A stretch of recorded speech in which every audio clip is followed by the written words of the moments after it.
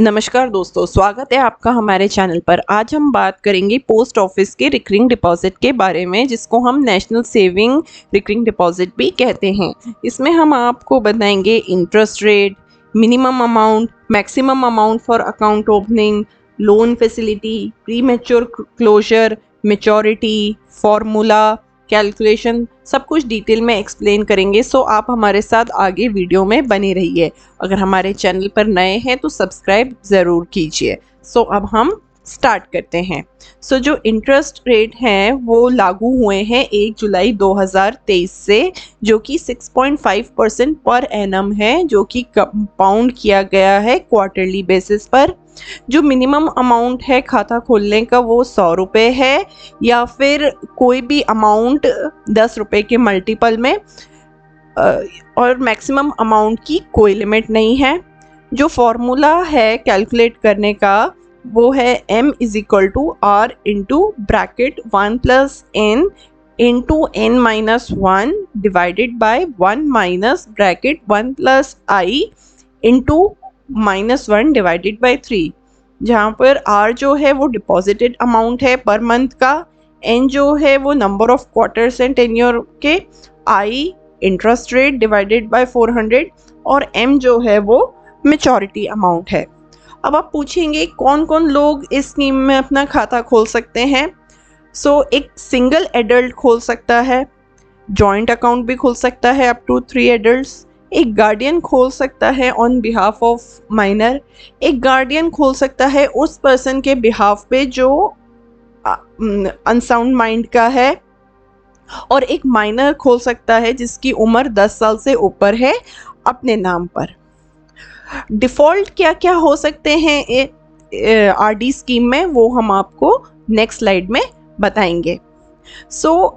अगर आपका upcoming deposit जो है वो नहीं किया गया प्रिस्क्राइब डेट तक महीने की, तो एक डिफ़ॉल्ट चार्ज किया जाएगा हर एक डिफ़ॉल्टेड मंथ में। जो डिफ़ॉल्ट फ़ी है वो ₹1 है for 100 rupee denomination account.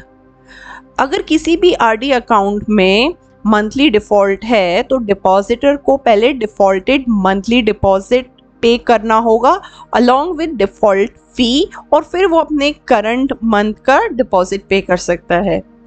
4 regular default के बाद अकाउंट जो है वो डिसकंटिन्यू कर दिया जाएगा और वो रिवाइव किया जा सकता है 2 महीने के भीतर फ्रॉम 4th डिफ़ॉल्ट।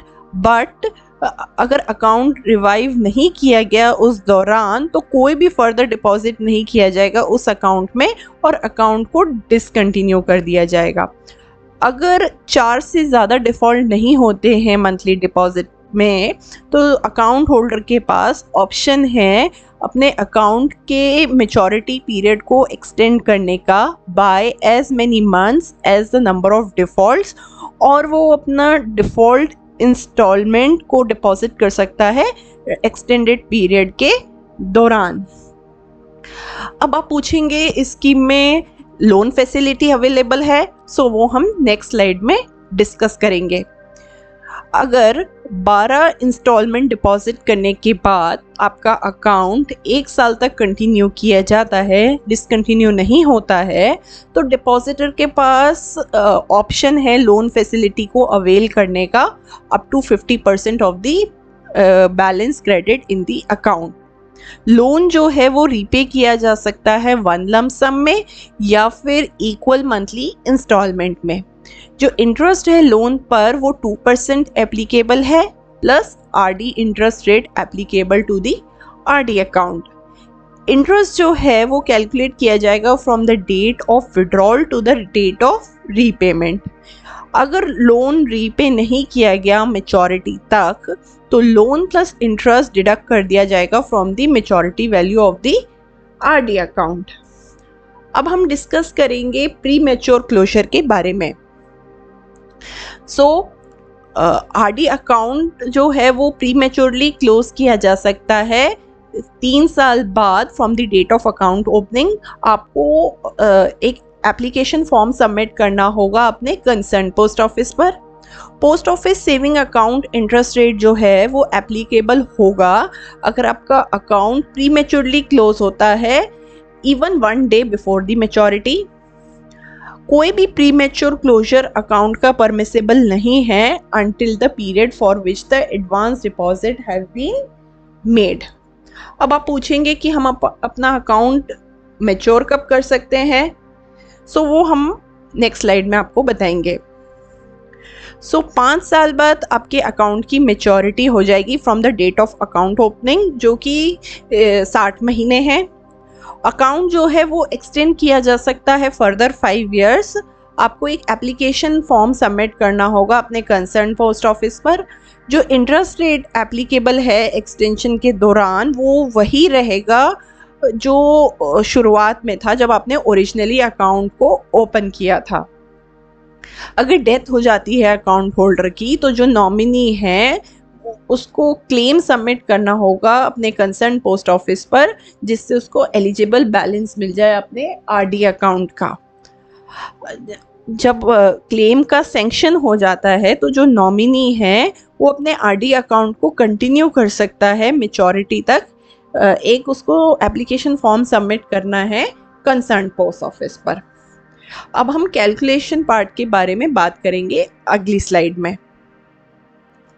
अगर आपका मंथली इन्वेस्टमेंट 50,000 है, rate of interest 6.5%, tenure 5 years, तो आपका जो टोटल इन्वेस्टेड अमाउंट हुआ वो हुआ 30 lakhs का। एस्टिमेट रिटर्न जो है वो 5,49,532 और जो टोटल वैल्यू बनी वो बनी 35,49,532 रुपीज़ की। मैं उम्मीद करती हूँ कि आपको पोस्ट ऑफिस के आरडी के बारे में कुछ नॉलेज मिली होगी। अगर आपको कोई भी कंफ्यूजन या डाउट हो तो आप हमें कमेंट बॉक्स में पूछ सकते हैं।